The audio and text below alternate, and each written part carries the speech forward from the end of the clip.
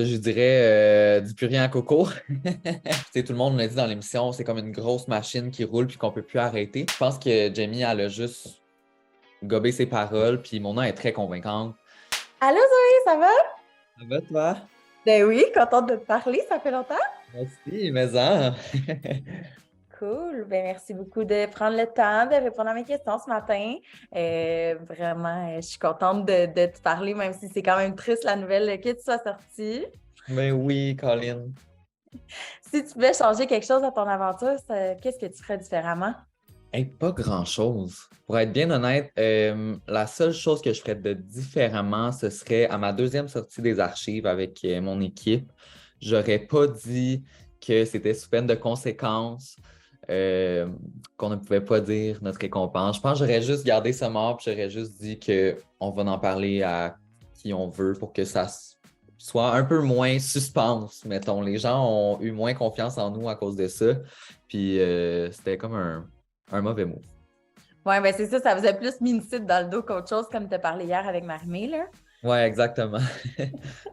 Puis là, maintenant que tu as vu les épisodes, qu'est-ce que tu penses de la stratégie de Marianne comme patronne invisible? Ben, c'est sûr que elle est bien posée la question, mon Dieu. Je C'est pense parti. que c'était vraiment pas un bon move, puis elle le sait. Quand on fait un backdoor, il faut absolument pas mettre un de nos alliés sur le bloc quand même. On peut mettre quelqu'un d'autre à la place, quelqu'un qu'on ne soupçonnerait pas d'aller sur le bloc, mais pas un de nos alliés, surtout pas le plus proche qui te protège le plus. Fait que, évidemment, c'était vraiment pas le meilleur move à faire. Mais je sais que c'était tellement pas intentionnel. Fait que je lui en veux pas. Ouais, puis aussi de voir ses réactions hier, t'as dû être déchirée aussi, là. Ah ouais, c'était tellement difficile à voir. Elle avait tellement de peine, honnêtement. Puis je sais que c'était vraiment des vrais sentiments. Tu sais, c'est des vrais humains qui sont entre ces quatre murs-là. Puis faut tout le temps se rappeler que justement, elle le vit pour vrai. Là. Tu sais, elle, oui, c'est un jeu, mais elle a quand même perdu comme son meilleur ami dans la maison. Puis c'est tough. Là. Tellement. Puis tu sais, si tu avais un conseil à lui donner pour le reste de sa game, ce serait quoi? Ah mon Dieu, je dirais du purée à coco. Premièrement. Ouais.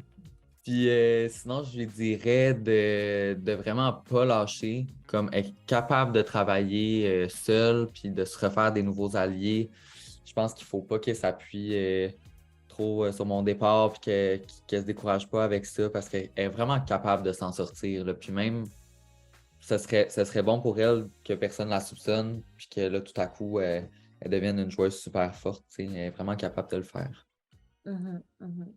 100%. Parlant de Coco, qu'est-ce que tu penses du fait qu'on voit qu'elle lui avoue qu'elle est patronne? Ben, je trouve ça triste. J'ai juste envie de lui crier dans mon écran, Marianne, fais pas ça.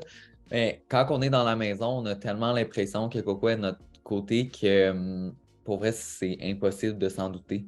C'est vraiment impossible de s'en douter. Moi, j'avais des petits doutes, je le répète une couple de fois dans l'émission, mais après ça, il y a plein de gens qui viennent me rassurer pour me dire que non, elle est vraiment de notre côté. Fait que je la comprends totalement de l'avoir fait. Puis en plus, quand tu es dans la maison, tu as tellement envie de dire ce que tu peux pas dire parce que c'est des secrets qui pèsent lourd sur toi, tu sais, c'est difficile à garder.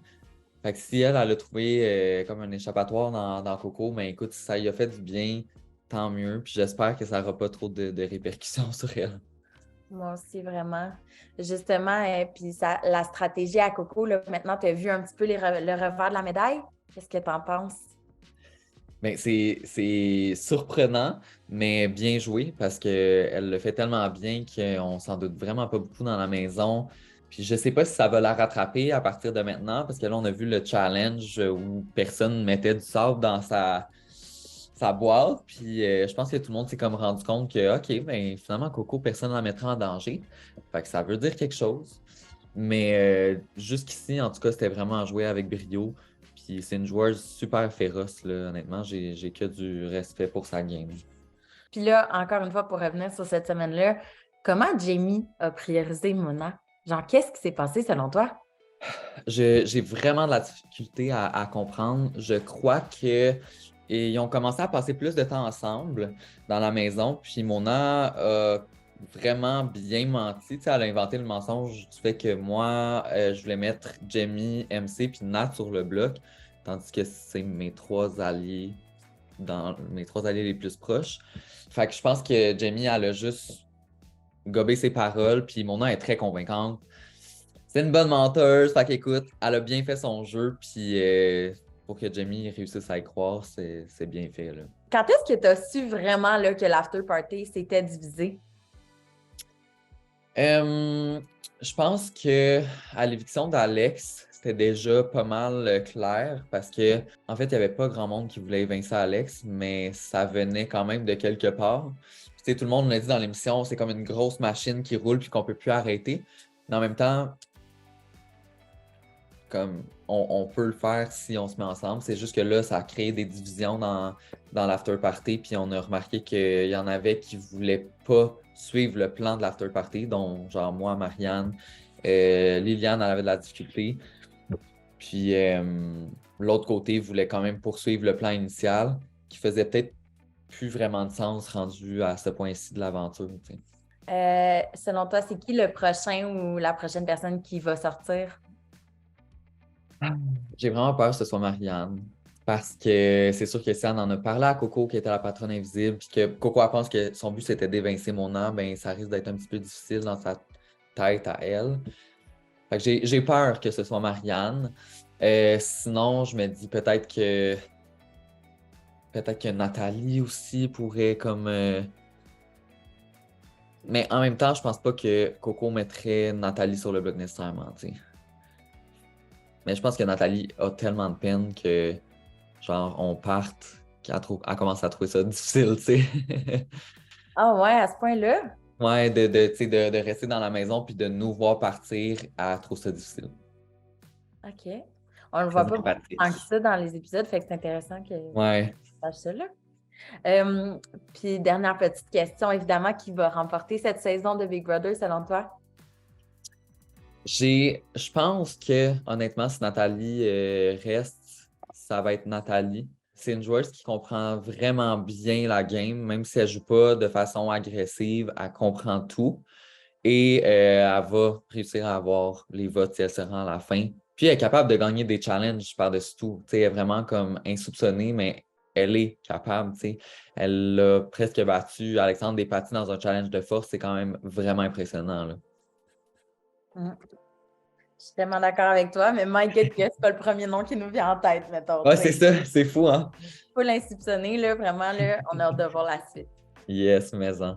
Ben écoute, moi, ça fait le tour. Je sais pas si toi, il y avait quelque chose que tu voulais ajouter?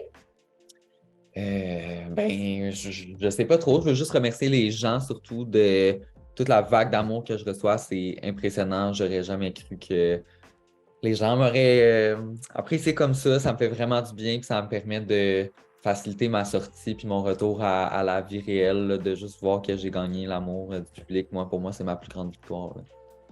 100%, tu as vraiment brillé à l'écran, puis je te souhaite que ton retour se fasse en douceur. Merci tellement, c'est gentil. Fait que je te souhaite une belle journée, puis on va se revoir bientôt. Yes, c'est good. Merci. Ciao! Bye. Merci pour ton écoute. Si tu as aimé la vidéo, on t'invite à t'abonner et à aimer la chaîne de Narcity pour plus de bons contenus dans ton écran.